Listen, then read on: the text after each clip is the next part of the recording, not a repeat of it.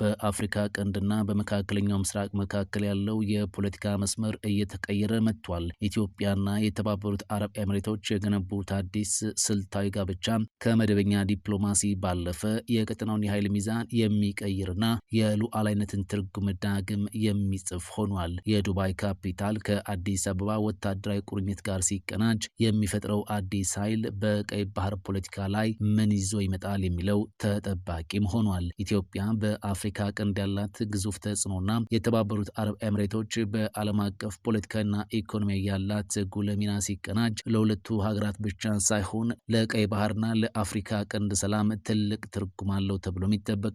የሁለቱ አገራት የውጭ ጉዳይ ሚኒስትሮች የአንዳቸውን ሰላም፣ ደህንነትና የግዛት አንድነት ለማስጠበቅ የገቡት ቃል የሚከተሉትን ዋና ዋና ነጥቦች ይዟል። የመጀመሪያው የውስጥ ሰላም ድጋፍ ነው። ኢትዮጵያ የሚያጋጥሟትን የውስጥ የጸጥታ ተግዳሮቶች ለመፍታት ዩኤኢ የቴክኒክና የፖለቲካ ድጋፍ ለማድረግ ዝግጁ መሆኗን ያሳያል። ሌላው ደግሞ የሉዓላዊነት እውቅና በዓለም አቀፍ መድረኮች አንዱ የሌላኛውን ጥቅም እንዲያስከብርና በሉዓላዊነት ላይ የሚመጡ ጫናዎችን በጋራ ለመመከት የሚያስችል ስምምነት ነው። ሌላው ቀጠናዊ መረጋጋት ነው። የአፍሪካ ቀንድና የመካከለኛው ምስራቅ ሰላም የተቆራኘ በመሆኑ ሽብርተኝነትንና ድንበር ዘለል ወንጀሎችን ለመከላከል በጋራ መስራትን ያካትታል። የሁለቱ አገራት ወታደራዊ ትብብር በቃላት ብቻ ሳይሆን በተግባርም እየታየ የመጣ ጉዳይ ነው። ይህ ትብብር በሶስት ዋና ዋና ዘርፎችም ይገለጻል። የቴክኖሎጂ ሽግግርና ድጋፍ የመጀመሪያው ነው። ዩኤኢ በዘመናዊ ወታደራዊ ቴክኖሎጂ በተለይም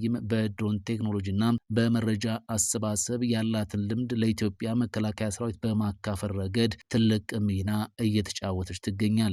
ሌላው ስልጠናና አቅም ግንባታ ነው። በወታደራዊ አመራር፣ በልዩ ኃይል ስልጠናና በስትራቴጂክ ጥናት ዙሪያ የሁለቱ አገራት የደህንነት ተቋማት ልምድ ይለዋወጣሉ። ሌላው ደግሞ የቀይ ባህር ጸጥታ፣ ሁለቱም ሀገራት በቀይ ባህር አካባቢ ያለውን የንግድ መስመር ሰላም የመጠበቅ ፍላጎት አላቸው። ይህ በባህር ኃይል ግንባታና በባህር ላይ ደህንነት ዙሪያ የጋራ ስራዎችን ለመስራት በርም ይከፍታል። የአጋርነት በዚህ ወቅት መፈጠሩ ለኢትዮጵያ በርካታ ጥቅሞች እንዳሉት የፖለቲካ ተንታኞች በማንሳት ላይ ናቸው። የመጀመሪያው ዲፕሎማሲያዊ ሚዛን ነው። ኢትዮጵያ በጎረቤት ሀገራትና በዓለም አቀፍ ኃይሎች በኩል የሚመጡ ጫናዎችን ለመቋቋም እንደ ዩኤኢ ያሉ ጠንካራ ወዳጆች ያስፈልጓታል። ሌላው የኢኮኖሚያዊ ትስስር ነው። ወታደራዊና ፖለቲካዊ ትብብሩ የኢንቨስትመንት ፍሰቱን እንደ አባይ ወንዝ ዳርቻ ልማትና የሎጂስቲክስ ዘርፍ ዋስትና ይሰጣል። ሌላው ደግሞ የቀጠናው መሪነት ነው። ኢትዮጵያ በአፍሪካ ቀንድ ያላትን ሚና ለማጠናከር የፋይናንስና የቴክኖሎጂ አቅም ካላቸው ሀገራት ጋር መቆሟ ተሰሚነቷን ከፍ ያደርገዋል። የኢትዮጵያና የተባበሩት አረብ ኤምሬቶች ግንኙነት አሁን ላይ ከጓደኝነት ወደ ስልታዊ ጥረት ተሸጋግሯል። የግዛት አንድነትን ለማስጠበቅና ቀጠናዊ ተግዳሮቶችን በጋራ ለመፍታት መወሰናቸው በሁለቱ ሀገራት መካከል ያለውን ጥልቅ እምነት የሚያሳይ ነው። ይህም በመከላከያና በደህንነት ዘርፍ አዲስ ምዕራፍ የሚከፍት እርምጃ ነው። የተባበሩት አረብ ኤምሬቶች በአሁኑ ወቅት በኢትዮጵያ ውስጥ ቀጥተኛ የውጭ ኢንቨስትመንት ከሚያፈሱ ቀዳሚ ሀገራት አንዷ ሆናለች። የትብብር በተለይም በሚከተሉት አራት ዋና ዋና ዘርፎች ላይ ያተኩራል። ኢትዮጵያ የባህር በር ፍላጎቷን ለማሳካት በሚታገዝ መልኩ ዩኤኢ በሎጂስቲክስ ዘርፍ ከፍተኛ ድጋፍ እያደረገች ትገኛለች። የበርበራ ወደብ ኢንቨስትመንት የዩኤኢው ግዙፍ ኩባንያ ዲፒ ወርልድ በበርበራ ወደብ ላይ እያደረገ ያለው ኢንቨስትመንት ለኢትዮጵያ ተጨማሪ የንግድ መስመር እንዲከፈት ትልቅ ሚና አለው። የየብስ ትራንስፖርት ወደቡን ከኢትዮጵያ ድንበር ጋር የሚያገናኙ የንግድ ኮሪደሮችን በመገንባት ረገድ ዩኤኢ የገንዘብና የቴክኒክ ድጋፍ ታደርጋለች። ኢትዮጵያ የውጭ ምንዛሬ እጥረት በሚገጥማት ወቅትም ዩኤኢ ወሳኝ ድጋፎችን ስታደርግ ቆይታለች።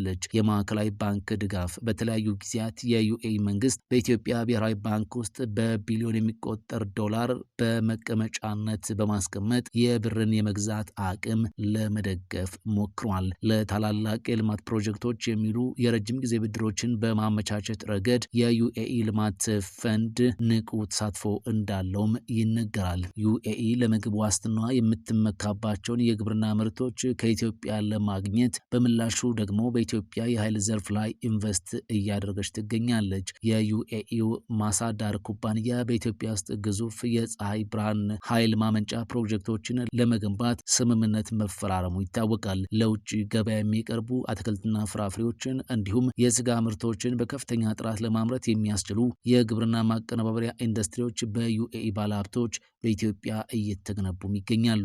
በአዲስ አበባ የሚታዩት ታላላቅ የቱሪዝምና የከተማ ማሳመሪያ ፕሮጀክቶች የዚህ አጋርነት ፍሬዎች ናቸው ተብሎም ይነገራል። የሊቪንግስ አዲስ እና የላንድማርክ ፕሮጀክቶች እንደ ኢግልስ ሂል ያሉ የዩኤኢ ኩባንያዎች በአዲስ አበባ ዘመናዊ መንደሮችንና የንግድ ማዕከላትን በመገንባት ላይ ናቸው። የአንድነትና የወዳጅነት ፓርኮች እነዚህ ፕሮጀክቶች የተሳኩት ከዩኤኢ መንግስት በተገኘ የገንዘብና የዲዛይን ድጋፍ እንደሆነ ይታወቃል። ሁለቱ ሀገራት የአንዳቸውን ሰላምና ደህንነት ለመጠበቅ መስማማታቸው እነዚህ የቢሊዮን ዶላር ኢንቨስትመንቶች በሰላም እንዲቀጥሉ ዋስትና ይሆናል። ኢትዮጵያ የኢኮኖሚ ማሻሻያ ኢኮኖሚክ ሪፎርም እያደረገች ባለችበት በዚህ ወቅት የዩኤኢ ሚና ከለጋሽነት ወደ እውነተኛ የንግድ አጋርነት እያደገም ይሄዳል። ኢትዮጵያ የባህር በር አማራጮቿን ለማስፋት በምታደርገው ጥረት የተባበሩት አረብ ኤምሬቱ ዲፒ ወርልድ በበርበራ ወደብ ላይ ያደረገው ግዙፍ ኢንቨስትመንት እንደ ቁልፍ መተንፈሻ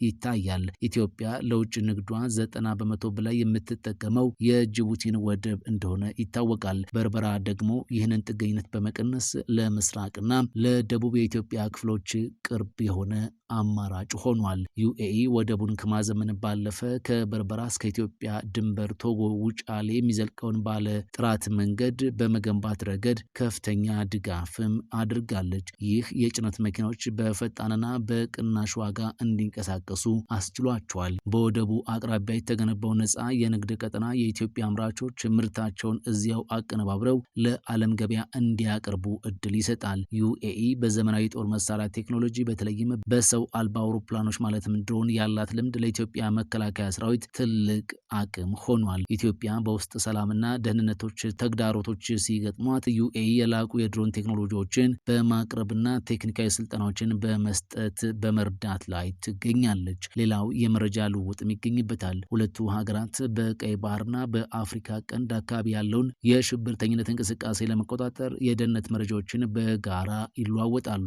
ይህ ትብብር ኢትዮጵያ ድንበሯን ለማስከበር የምታደርገውን ጥረት ያግዛል። የኢትዮጵያ አየር ኃይል ራሱን በዘመናዊ መሳሪያዎችና በሰልጣኝ የሰው ኃይል እያደራጀ ዩኤኢ የቴክኒክ ድጋፍ በማድረግ ላይ ትገኛለች። ግብጽ በተለምዶ ከአረብ ሀገራት ጋር ያላትን ታሪካዊና ሃይማኖታዊ ትስስር በመጠቀም በኢትዮጵያ ላይ ዲፕሎማሲያዊ ጫና ለማሳደር ስትሞክር ቆይታለች። ነገር ግን የዩኤኢ ከኢትዮጵያ ጎን መቆም ይህንን የዲፕሎማሲ የበላይነት ቀይሮታል። ዩኤኢ በታላቁ የኢትዮጵያ ህዳሴ ግድብ ዙሪያ በኢትዮጵያ በግብጽና በሱዳን መካከል ያለው ልዩነት በንግግር ለመፍታት ጥረት ስታደርግም ቆይታለች። ይህ መሆኑ ግብጽ በጉዳዩ ላይ የምታደርገውን የአረብ ሀገራት ድጋፍ የማሰባሰብ ስትራቴጂ ሰብሮታል። ዩኤኢ በግብጽም ሆነ በኢትዮጵያ ከፍተኛ ኢንቨስትመንት አላት። ይህ ደግሞ ግብጽ በኢትዮጵያ ላይ የምትወስዳቸው ማናቸውም ጠንካራ እርምጃዎች የዩኤኢን ጥቅም ሊነኩ ስለሚችሉ ግብጽ እንድትገደብና ለዲፕሎማሲያዊ መፍትሄ ቅድሚያ እንድትሰጥ ያደርጋታል። በሱዳን ያለው የእርስ በርስ ጦርነት ለሁለቱም ሀገራት ለኢትዮጵያም ሆነ ለዩኤኢ ትልቅ ስጋት እንዳለውም ትረዳለች። ዩኤኢ በሱዳን ጉዳይ ያላት ተጽዕኖ ከፍተኛ በመሆኑ ከኢትዮጵያ ጋር በመሆን የሱዳን ግጭት ወደ ኢትዮጵያ ድንበር እንዳይሻገርና በቀጠናው ላይ ሰብአዊ ቀውስ እንዳይፈጠር በጋራ ይሰራሉ። በኢትዮጵያና በሱዳን መካከል ባለው የድንበር ውዝግብ ዙሪያ ዩኤኢ ነገሮች እንዳይባባሱ የማለዘብ ሚና ስትጫወትም ቆይታለች።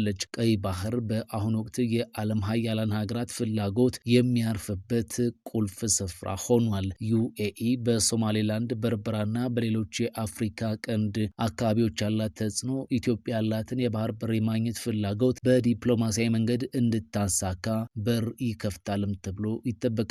የኢትዮጵያና የዩኤኢ ስልታዊ አጋርነት በቀጠናው ላይ ሌላ ኃይል ለምሳሌ ቱርክ ወይም ኳታር ሊኖራቸው የሚችለውን ተጽዕኖ ሚዛን ለመጠበቅም ይረዳል። ይህ ግንኙነት በአንዳንድ ጎረቤት ሀገራት ዘንድ በስጋት ቢታይም ለኢትዮጵያ ግን ትልቅ የዲፕሎማሲ መከታ ሆኖላታል። የዩኤኢ ወታደራዊና የቴክኖሎጂ ድጋፍ ኢትዮጵያ በቀጠናው ያላትን ወታደራዊ የበላይነት እንድታስጠብቅና ከጎረቤት ሀገራት ሊመጣ የሚችልን ትንኮሳ በልበ ሙሉነት እንድትመክትም አድርጓታል።